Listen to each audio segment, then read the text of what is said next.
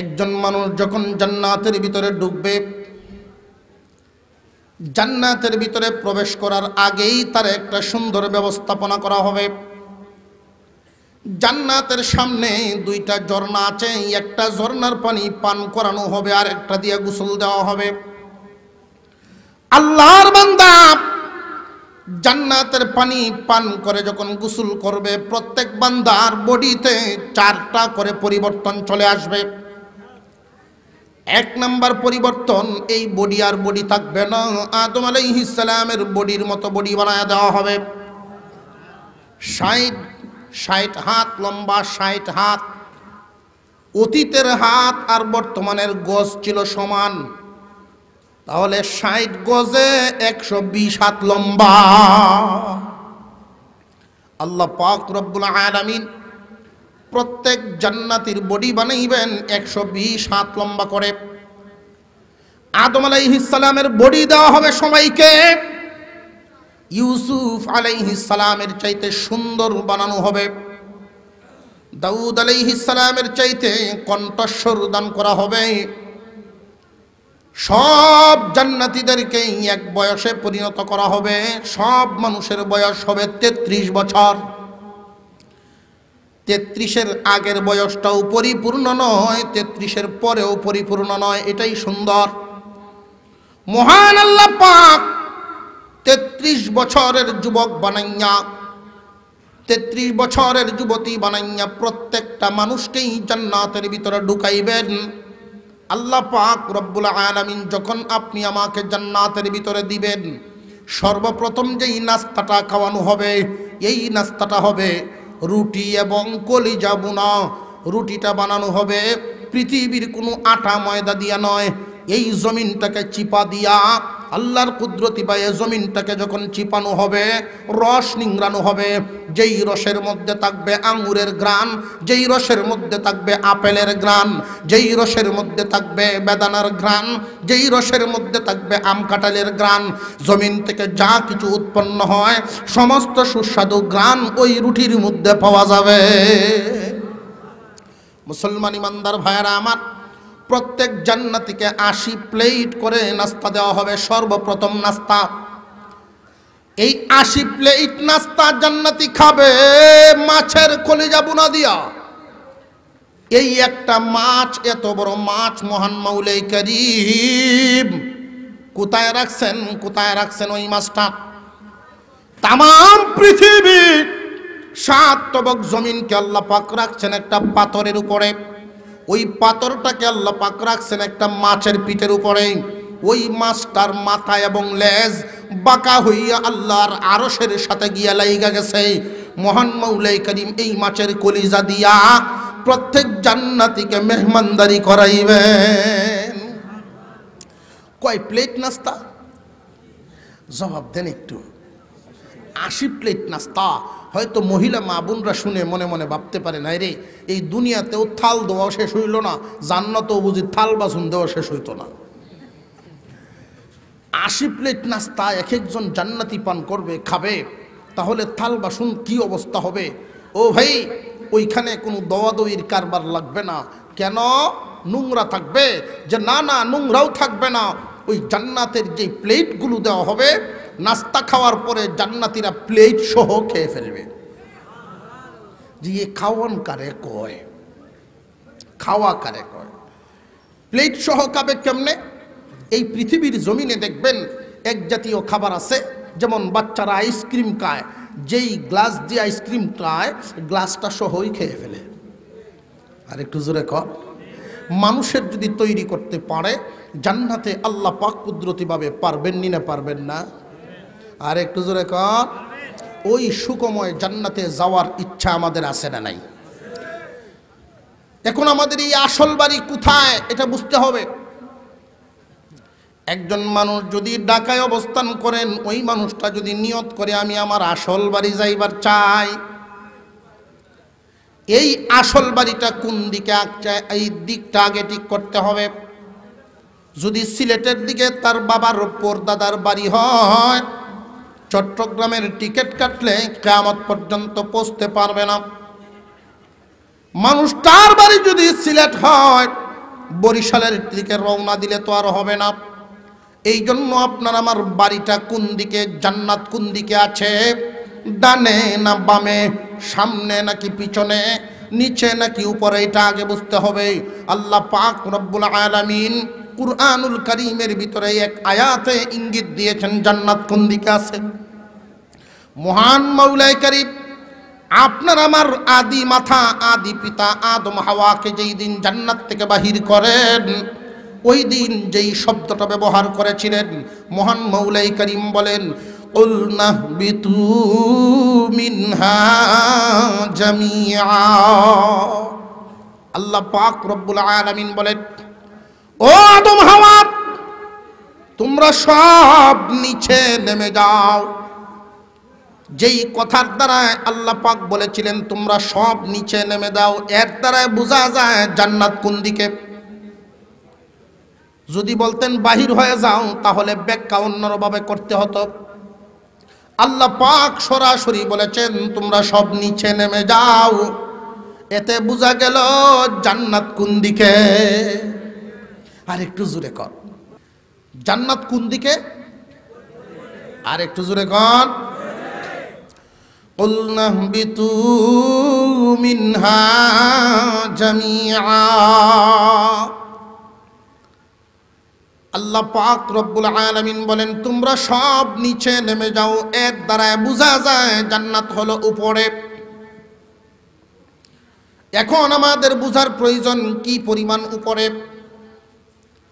যদি আমাদের চেষ্টার দ্বারা উপরে পৌঁছা যায়, তাহলে তো আর কারোর সাহায্য নেওয়ার দরকার পড়ে না। যদি নিজেদের চেষ্টার দ্বারা জান্নাতে পৌঁছা না যায়, তাহলে তো সাহায্য নিতে হবে। সাহায্যটা নিব কার কাছ থেকে? যদি নিজে না পারি, যে পারে তার কাছ থেকেই তো নিব। যদি দেখা যায় 1,00,000 মাইল দূরে, 1,00,000 মাইল উপরে ওঠার জন্য নিজের কাছে কোনো সামান নাই, মই বানানোর কোনো ব্যবস্থা আছে নাকি? 1,00,000 মাইল লম্বা আছে কি? বিমান, রকেট এইগুলোর দ্বারা যাওয়া সম্ভব হতে পারে। 1,00,000 মাইল দূরে যদি হয়, উপরে যদি হয়, তাহলে মুসলমানের তুলনায় ইহুদি খ্রিস্টানরাই আগে যাইব। সুরে কর। কারণ বিমান এবং রকেট আমাদের হাতে বেশি না বেদিনদের হাতে বেশি? মুসলমান ইমানদার ভাইরা আমার, আল্লাহ পাক রব্বুল আলামিন জান্নাত কোথায় রাখছেন? জান্নাত হলো উপরে। কি পরিমাণ উপরে, এটা আমাদের বোঝার দরকার। আমরা যখন উপরের দিকে তাকাই, সর্বপ্রথম দেখতে পাই সবচাইতে প্রকাশিত হলো সূর্য। ওই সূর্যটা যে দেখতে পাই বলের মতো বড়, বলের চাইতে একটু বড়। এই সূর্যটা কি পরিমাণ দূর, কি পরিমাণ বড়! এই বলের মতো সূর্যটা বিজ্ঞানীরা বলেন পৃথিবী থেকে শুধু বাংলাদেশ আল সূর্যটা এত ছোট দেখা যায় কেন? যেই বস্তুটা যত দূরে হয় দেখতে তত ছোট হয়। যেই বস্তুটা যত দূরে হয় দেখতে তত ছোট হয়। কি পরিমাণ দূর বিজ্ঞানীরা তাও উল্লেখ করেছে 9,30,00,000 মাইল দূরে। 9,30,00,000 মাইল দূর সূর্য। এই সূর্যটা এত দূরে হওয়ার কারণে বিশাল আকারের সূর্যটা ছোট দেখা যায়। এই সূর্যের চাইতেও আরো বড় কোনো কিছু আছে কিনা আমরা একটু তালাশ করি। আরো উপরের দিকে তাকাইলে মার্বেলের মতো দেখা যায় তারকারাজি, আছে না নাই? বিজ্ঞানীরা বলেন এক একটা তারকা হাজার হাজার সূর্যের চাইতেও বড়।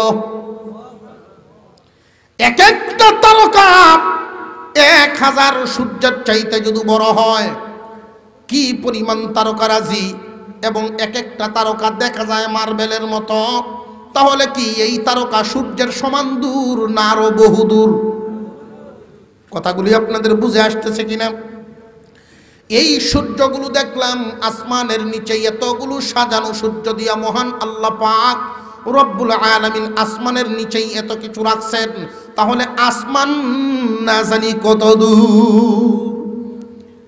হুজুর আকরাম সাল্লাল্লাহু আলাইহি ওয়াসাল্লাম বলেন দুনিয়াবাসী এই আসমানটা হলো 500 বছরের রাস্তা। 500 না, রকেটের গতি না, এই পৃথিবীর জমিনে সবচাইতে দ্রুত গতি কোনটা চলতে পারে? যে আলোর গতি 1 সেকেন্ডে 1,86,000 মাইল যাইতে পারে। এই আলোর গতিতে জমিন থেকে আসমান হলো 500 বছরের রাস্তা। আল্লাহু আকবার বলেন। আলোর গতিতে যদি আসমান 500 বছরের রাস্তা হয়, আসমানের নিচে তো আল্লাহর তৈরি জান্নাত পাওয়া যায় নাই। আগেই বলেছিলাম যদি আমাদের চেষ্টায় জান্নাতে যাইতে পারি তাহলে তো গেলাম, যদি আমাদের চেষ্টায় যাইতে না পারি সাহায্য নেওয়ার দরকার আছে না নাই? আল্লাহ পাক রব্বুল আলামিন এই জন্যই বলেন ওয়াতাসিমু বিহাবলিল্লাহি জামিআ। হে দুনিয়াবাসী, আল্লাহর রশিকে শক্ত করে ধরো। প্রশ্ন করেছিলাম 3টা। 1 নম্বরে আল্লাহর রশিটা কি, 2 নম্বর হলো আল্লাহর রশি ধরার নিয়মটা কি, 3 নম্বর হলো রশি ধরলে পরে লাভটা কি। আল্লাহ পাক রব্বুল আলামিন আমাদের সবার নামে একটা করে জান্নাত বানায়া রাখছেন। এই জান্নাতে যতক্ষণ পর্যন্ত যাইতে না পারবো ততক্ষণ পরিপূর্ণ সুখ শান্তি আরামায়েশের মালিক হতে পারবো না। এই জান্নাতের ভিতরে মহান আল্লাহ পাক আমাদের জন্য সুখ শান্তি আরামায়েশের ব্যবস্থা রাখছেন। এই জান্নাতে যদি যাইতে হয় অবশ্যই আমাদের চেষ্টা করতে হবে। কি চেষ্টা? যেই চেষ্টার মাধ্যমে জান্নাতে যাওয়া যায়। রকেট বানানো যে না, দ্রুতগামী যানবাহন বানানো না, একজন মানুষ যদি আলোর গতিতে চলতে পারে এমন যানবাহন বানায়াও ফেলে তবু তো প্রথম আসমানেই যেতে পারবে না, কারণ 500 বছর হায়াত কোনো মানুষের না। কোনো মানুষের হায়াত 500 বছর আছে? আর একটু জোরে কর। নাতি হুতি দুতি সকল তারে লইয়া রওনা দিলেও তো কামাইতো না। জোরে কর। আসমান কি একটা? 7টা আসমান, 7টা শূন্যস্থান, এর ভিতরে আল্লাহ পাক জান্নাত রাখেন নাই। তাহলে মানুষের চেষ্টার দ্বারায়, মানুষের সহযোগিতার মাধ্যমে জান্নাতে যাওয়া সম্ভব না। তাহলে সাহায্য নিতে হবে কার? আরো জোরে কর। এই একজনই আছেন জান্নাতে উঠাইবার মতো। আমরা অনেক নিচে, জান্নাত অনেক উপরে। নিচের মানুষটাকে উপরে উঠাইবার জন্য কয়েকটা পদ্ধতি আছে, কয়েকটা কাজের সমন্বয়ে একজন নিচের মানুষকে উপরে উঠানো যায়। কেউ যদি কুয়ার ভিতরে পড়ে যায়, এই কুয়ার ভিতরের মানুষটাকে যদি উপরে উঠাইতে চান কয়েকটা কাজের সমন্বয়। যেমন উপর থেকে কিছু একটা ছাড়তে হবে, যেই জিনিসটা ছাড়বেন ওইটা শক্ত হতে হবে। তারপরে নিচের লোকটা শক্ত করে ধরতে হবে, উপর থেকে আপনাকে টানতে হবে। এই কয়েকটা কাজের সমন্বয়ে নিচের লোকটারে আপনি উপরে উঠাইতে পারবেন। কথাটা বুঝে আসছে আপনাকে? আল্লাহ পাক রব্বুল আলামিন বলেন, বান্দা তোমরা অনেক নিচে, জান্নাত অনেক উপরে। তোমাদেরকে যদি জান্নাতে উঠতে হয় নিজের চেষ্টায় উঠতে পারবা না আমার সাহায্য ছাড়া। আমি আল্লাহ তোমাদেরকে উপরে উঠাইবার জন্য রশি ছাড়লাম, রশিটা আমি শক্ত করলাম, দরবায় শুধু তুমি টান দিয়া উঠাইব আমি। একটা প্রশ্নের উত্তর পাইলাম, আল্লাহর তৈরি রশি ধরতে পারলে, আল্লাহর রশিতে ধরলে আল্লাহর তৈরি জান্নাত পাওয়া যাবে। রশিটা কি এটা তো বোঝার দরকার আছে। আল্লাহর রশি আল্লাহ পাক বুঝাইছেন একটা, বান্দা যদি বুঝে আর একটা ঝামেলা আছে না নাই? এই আল্লাহর রশি বুঝানোর জন্য একদল মানুষ আবার ভুল ব্যাখ্যাও দেয়, কয় আল্লাহর রশি যদি ফাইতে চাও ফরিদপুর চলিয়া যাও। ফরিদপুর আছে না নাই রশি? কয় রশি? আরো জোরে, 8 রশি। ওরা এমন ব্যাখ্যা দেয় আল্লাহর তৈরি জান্নাত হইল 8টা, রশিও 8টা, ধরবা আল্লাহ টান দিয়া উঠাইব। ও ভাই ঝামেলা আছে না নাই? ডাক্তারের কাছে রুগী গেছে, ছোটো বাচ্চা পাতলা পায়খানা করতে করতে আদামর হয়ে গেছে। ডাক্তার সাহেব ওষুধ দিয়েছেন, সিরাপ নাও, ওষুধটা খাওয়াও, ঔষধ খাওয়ানোর আগে জাকি দে লইও। ডাক্তার সাহেব বলছে জাকি দেওয়ার জন্য। রাস্তায় এসে স্বামী স্ত্রী একজন আর একজনের জিগায়, ডাক্তার যে বলল জাকি দেওয়ার কথা, তুই কি বুঝলি? আমি বুঝছি, আমি তোর হাতও তুমি তোর বাবাও। তো জাকি দিছে, বোতলের মুখা খুলবার আগেই বাচ্চা শেষ। বাচ্চার অবস্থা কি আছে না গেছে? মিছিল দেওয়া শুরু হয়েছে, বুয়া ডাক্তার, বন্ড ডাক্তার, অমুক তমুক। ডাক্তার বুঝাইছেন ঠিক, তারা বুঝছে ভুল। আল্লাহ পাক ঠিক তেমনি বুঝাইছেন একটা, তোমরা বুঝো আর একটা। ভুল বুঝার কারণে বাচ্চার কাছে যান, ভুল বুঝার কারণে মানুষের যাবে ঈমান। মুসলমান ইমানদার ভাইয়ারা আমার, আল্লাহ পাক রব্বুল আলামিন আল্লাহর রশি বলতে কি বুঝাইলেন? দুনিয়ার তামাম পৃথিবীর সমস্ত মুফাসসিরিন একমত, আল্লাহর রশির নাম হলো কুরআন। আল্লাহর রশির নাম কি? আরো জোরে। আল্লাহর রশির নাম কুরআন। কুরআন নামক রশিটা যারাই ধরতে পারবে তারাই লাভবান। কি হবে? আল্লাহর তৈরি জান্নাত পাবে। এখন আমাদের বুঝতে হবে রশি ধরার নিয়মটা কি।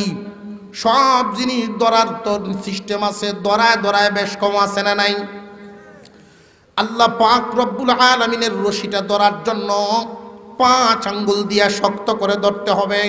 এই 1 নাম্বার আঙ্গুলটার নাম হবে ঈমান, 2 নাম্বার আঙ্গুলটার নাম হলো ইবাদত, 3 নাম্বার আঙ্গুলটার নাম হলো মুআমালাত, 4 নাম্বার আঙ্গুলটার নাম হলো মুআশারাত, 5 নাম্বার আঙ্গুলটার নাম হইল আখলাক। কয়টা আঙ্গুল? 1 নাম্বার আঙ্গুলটার নাম হলো ঈমান। আল্লাহ পাক রব্বুল আলামিন, আল্লাহ কয়জন? আরো জোরে। নিজের পরিচয় নিজেই তুলে ধরেছেন, কুল হুয়াল্লাহু আহাদ আল্লাহুস সামাদ লাম ইয়ালিদ ওয়া লাম ইউলাদ ওয়া লাম ইয়াকুল লাহু কুফুয়ান আহাদ। আল্লাহ পাক রব্বুল আলামিন নিজের পরিচয় নিজেই তুলে ধরেছেন। ও পয়গম্বর, আপনি জানায় দিন আল্লাহ হলেন একক। আল্লাহ কয়জন? আল্লাহ হলেন একজন। আল্লাহুস সামাদ, আল্লাহ হলেন অমুখাপেক্ষী, কারোর সাহায্য উনি চান না। উনি সবাইকে সাহায্য করেন, উনি কারোর সাহায্য চান না, লাগে না। এই পৃথিবীর জমিনে অন্য কিছু এমন পাবেন না। আল্লাহর উপরে বিশ্বাস স্থাপন করা, অর্থাৎ এই যে 5টা কথা বললাম, 1 নম্বরে ঈমান, 2 নম্বরে ইবাদত, 3 নম্বরে মুআমালা, 4 নম্বরে মুআশারাত, 5 নম্বর আঙ্গুলের নাম হইল আখলাক। ভাইসব, এক একটা আঙ্গুলের আলোচনা করলে, এক একটা বিষয়ের আলোচনা করলে এক একটা অধিবেশন দরকার। এই 5টার মধ্যে আমি আপনাদের সামনে আলোচনা করব, নিয়ত করেছি। 5টার মধ্যে প্রথমে 1 নম্বরে ঈমান, 2 নম্বরে ইবাদত, 3 নম্বরে মুআমালা, 4 নম্বরে মুআশারাত, 5 নম্বরে আখলাক। ঈমান আপনারা বুঝেন, ইবাদত কাকে বলে? নবীজির তরিকা মতে চলার নামই ইবাদত। নিজের মতে চলার নাম হইল জিন্দেগি, নবীর তরিকায় চলার নাম হইল বন্দিগি। নবীর তরিকায় চলবেন, সব কিছু ইবাদত হইব। কথা বুঝে আসতেছে? মানুষের জীবনের চাহিদা পূরণের জন্য খানা খায়। খানা আপনি দাঁড়ায়ও খাইতে পারেন, পেট ভরবে, শুয়েও খাইতে পারেন, পেট ভরবে, যেভাবে ইচ্ছা খানা খান, জীবনের চাহিদা মিটবে, কিন্তু নেকি হবে না। নবীর তরিকায় যদি খান, খাওয়াও হবে, ইবাদতও হবে। মুসলমান ভাইয়েরা, 1 নম্বর আঙ্গুলের নাম ঈমান, 2 নম্বরটা ইবাদত, 3 নম্বর মুআমালা। মুআমালা হইল লেনদেন, লেনা দেনায় অনেক মানুষ কাঁচা আছে না নাই? আগের কাতারের মুসল্লি, লেনা দেনা ঠিক নাই। জেনে রাখবেন, খুব সাবধান। এই বিষয়টার উপরে কয়েকটা কথা বলেই আমি আমার আলোচনা সংক্ষিপ্তর দিকে নিয়ে যাব, কারণ রাত গভীর হয়ে গেছে, আপনাদের মনোযোগটাও একটু কমতির দিকে আসছে। ভাই, মুআমেলাটা লেনদেন যেই বিষয়টা, লেনদেনে একজন মানুষ যদি সঠিক না থাকে, এই মানুষটা পাহাড় পরিমাণ নেকি নিয়া আল্লাহর সামনে হাজির হলেও আল্লাহ পাক তাকে জান্নাত দিবেন না। নবী করিম সাল্লাল্লাহু আলাইহি ওয়াসাল্লাম বলেন, কিয়ামতের দিন একদল মানুষ পাহাড় পরিমাণ নেকি নিয়ে আল্লাহর সামনে হাজির হবে। এই পাহাড় পরিমাণ নেকি নিয়ে যখন আল্লাহর সামনে হাজির হবেন, আল্লাহ পাক রব্বুল আলামিনের দরবারে চাইবেন আল্লাহর তৈরি জান্নাত। আল্লাহ পাক রব্বুল আলামিন জানায় দিবেন, না, তোমার নামে মামলা আছে, মামলা শেষ হওয়ার আগ পর্যন্ত জান্নাত পাইবা না। অনেক মানুষ এমন আছে লেনদেন ঠিক নাই, আগের কাতারের মুসল্লি, মসজিদের সভাপতি, সব পদ ঠিক আছে, কিন্তু লেনা দেনা ঠিক নাই। আছে না নাই? লেনা দেনাটা ঠিক করবেন। হাসরের মাঠে যখন পাহাড় পরিমাণ নেকি নিয়ে আপনি হাজির হবেন, আল্লাহ পাক বলবেন, যারা যারা দুনিয়াতে তোমার দ্বারা ঠকছে এদের বদলা সব কিছু দিয়া তারপরে তোমার কদম বাড়ানো হবে। প্রত্যেককেই তার হক দেওয়ার পরে যখন দেখবে আমল নামায় কোনো নেকি আর বাকি নাই, সব মানুষের নেকি নিয়ে গেল, অবশেষে এই লোকটা জাহান্নামী হবে। 4 নম্বর মুআশারাত, আচার আচরণ। আচার আচরণ এত গুরুত্বপূর্ণ একটা বিষয়। আম্মাজান আয়েশা সিদ্দিকা রাদিয়াল্লাহু আনহা নবীজির পাশে বসা, এমত অবস্থায় আমি আপনাদের সামনে বলি, এমত অবস্থায় আম্মাজান আয়েশা সিদ্দিকা রাদিয়াল্লাহু আনহা বলেন, ইয়া রাসূলুল্লাহ, আমি আপনার মাথার চুলগুলো একটু হাত বুলায় দেই। এইভাবে চুলগুলো হাত বুলাইতেছিলেন। আল্লাহর রসুল বলেন, আয়েশা, এই মুহূর্তে তুমি আমার কাছে যা চাইবা আমি তোমারে তাই দিব। আর একটু জোরে কর না সুবহানাল্লাহ। আয়েশা সিদ্দিকা রাদিয়াল্লাহু আনহা পেরেশান হয়ে গেলেন, না জানি কি চায়, না জানি কি চাই, আমি ঠগিয়ে পড়ি। আল্লাহর রসুলের কাছে যা চাইমু তাই ফাইমু, কোনটা চাইতে পারি, কোনটা চাইতে পারি, আমি চিন্তায় পড়ে গেলাম, পেরেশান হয়ে গেলাম।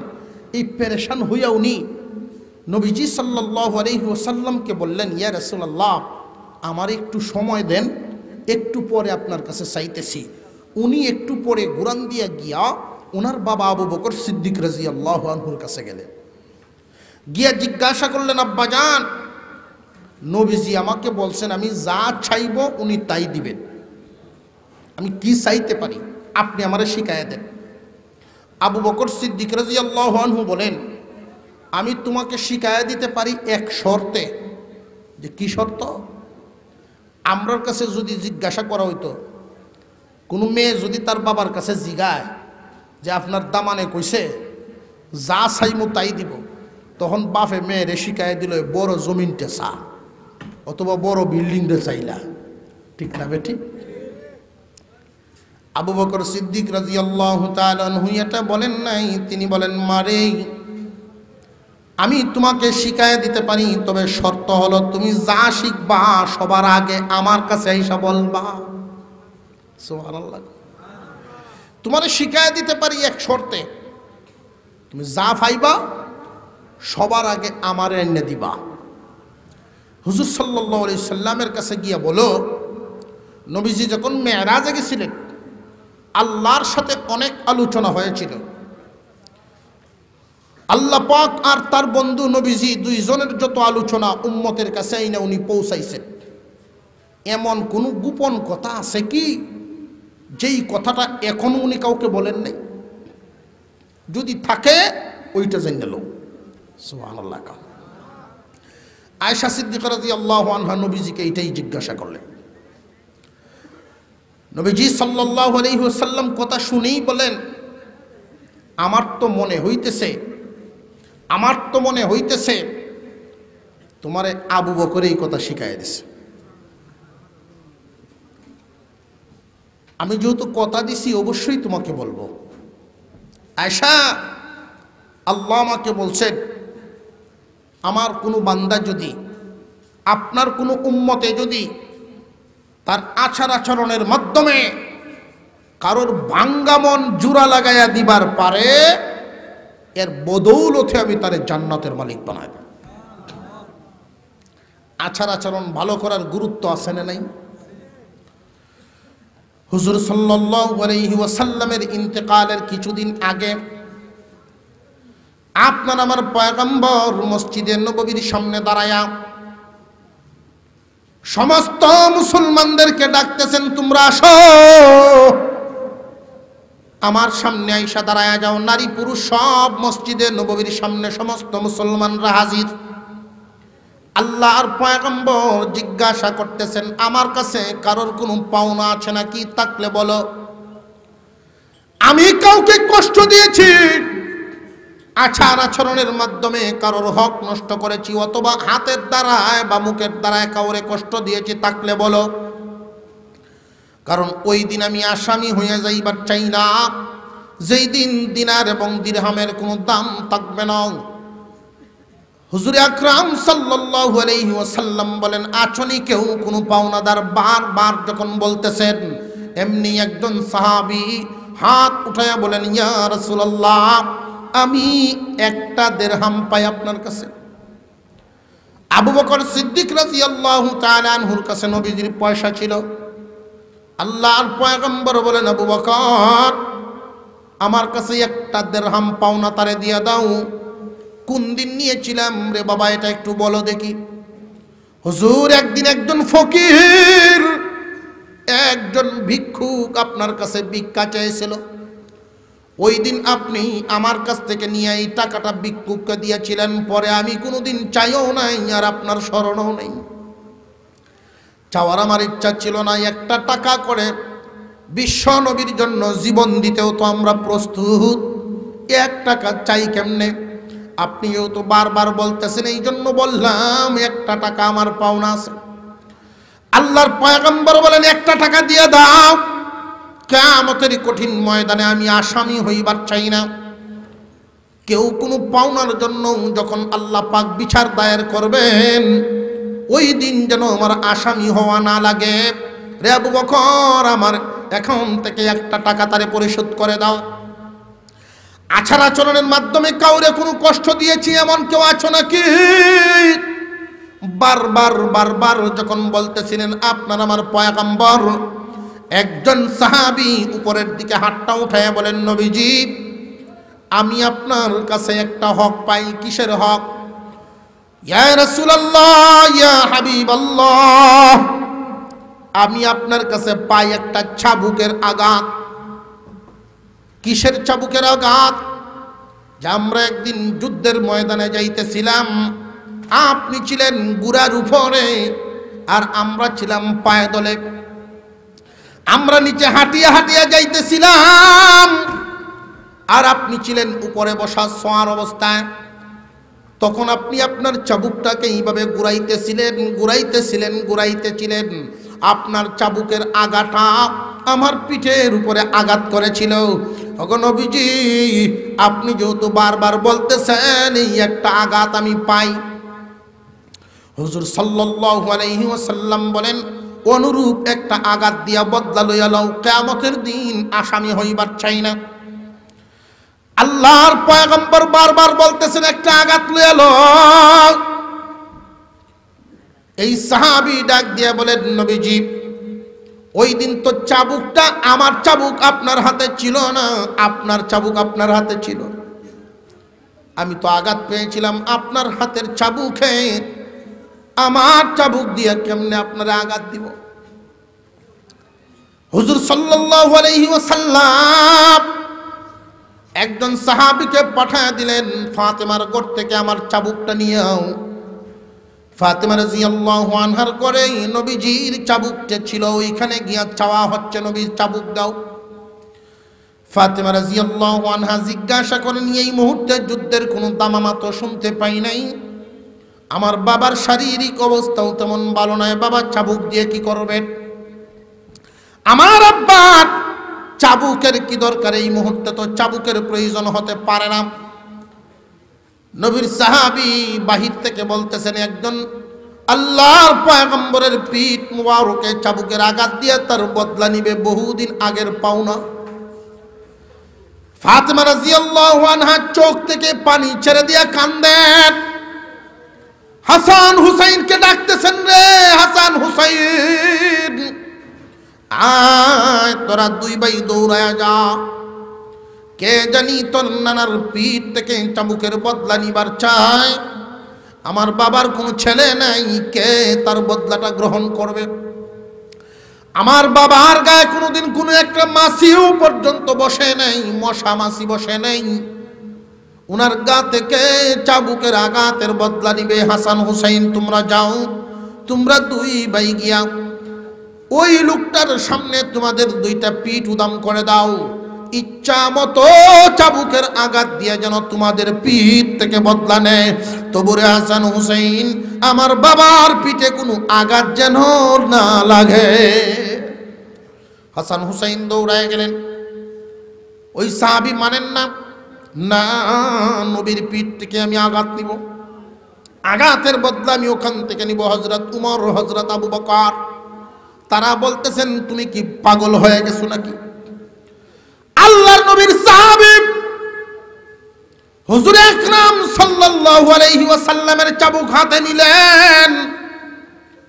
আবু বকর কান্দেন, তুই কি পাগল হয়ে গেলি রে ভাই?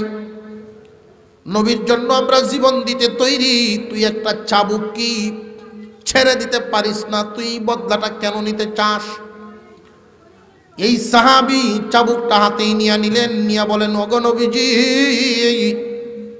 আমি যখন আঘাত পেয়েছিলাম তখন আমার গায়ে কোনো কাপড় ছিল না, আমার পিঠটা খোলা ছিল, আপনার তো জামা পরা বদলা কেমনে হবে? আল্লাহর পয়গম্বর সাল্লাল্লাহু আলাইহি ওয়াসাল্লাম বলেন, সাহাবীরে সকলের সামনে তো আমি পিঠ খুলব না, চল হুজরার ভিতরে চল। হুজুর আকরাম সাল্লাল্লাহু আলাইহি ওয়াসাল্লাম হুজরার ভিতরে গেলেন। নবীর সাহাবী ও চাবুকটা নিয়ে নিয়ে পিছনে পিছনে হুজরার ভিতরে চলে গেলেন। হুজরার দরজা বন্ধ করে দেওয়া হলো। আল্লাহর পয়গম্বর যখন পিঠ থেকে কাপড়টা শুধু উঠাইলেন, মোহরে নবুয়ত নবীজির পিঠের মধ্যে আছে না নাই? আল্লাহর পয়গম্বর বলেছেন, আমার এই মোহরে নবুয়তে কেউ যদি চুমা খায় তার জন্য জান্নাত ওয়াজিব হয়ে যায়। আল্লাহর নবীর যখন কাপড়টা সরাইলেন, নবীজির সাহাবী হাউমাউ করে কান্না শুরু করলেন, আর এই মোহরে নবুয়তে গিয়ে চুমা দিয়া দিলেন। ইয়া রাসূলুল্লাহ, আপনার জন্য জীবন দিতে তৈরি আছি হামেশাই, একটা চাবুকের আঘাত কেন, আমি তো গলায় ছুরি নিবারও রাজি আছি, এই মুহূর্তে আমি কেন এই অবস্থাটায় তৈরি করলাম, এতটুকুন কঠোর কেন হলাম যে আমি আপনাকে যদি হারায় ফেলি কিয়ামতের দিন জান্নাতটা আমি নিশ্চিত করলাম, আপনার মোহরে নবুয়তে চুমা দেওয়ার সুযোগ পাইলাম। আপনাদেরকে বোঝানোর উদ্দেশ্য হলো, নবীজি সাল্লাল্লাহু আলাইহি ওয়াসাল্লাম নিজেও ইন্তেকালের আগে সবার কাছ থেকে দাবি ছুটাইলেন, কাউরে কি কোনো আচরণের আঘাত দিয়েছি কিনা, কাউকে কোনো কথার আঘাত দিয়েছি কিনা, থাকলে বলো দেখি কোনো কথার মাধ্যমে কোনো আঘাত দিয়েছি কিনা। যদি কথার দ্বারা আঘাত দিয়ে থাকি তাহলে এই অনুরূপ একটা কথা বলিয়া বদলা নেও। আমরা যারা দুনিয়াতে জীবন যাপন করতেছি, রাস্তাঘাটে প্রতিবেশী বন্ধু বান্ধব সবার কাছ থেকেই বিদায় নেওয়া এবং সবার কাছ থেকে দাবি ছুটানোর দরকার আছে না নাই?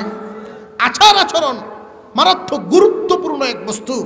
আচার আচরণের মাধ্যমে মানুষের মন যদি তুলে দিতে পারেন, বদলা পাবেন জান্নাত।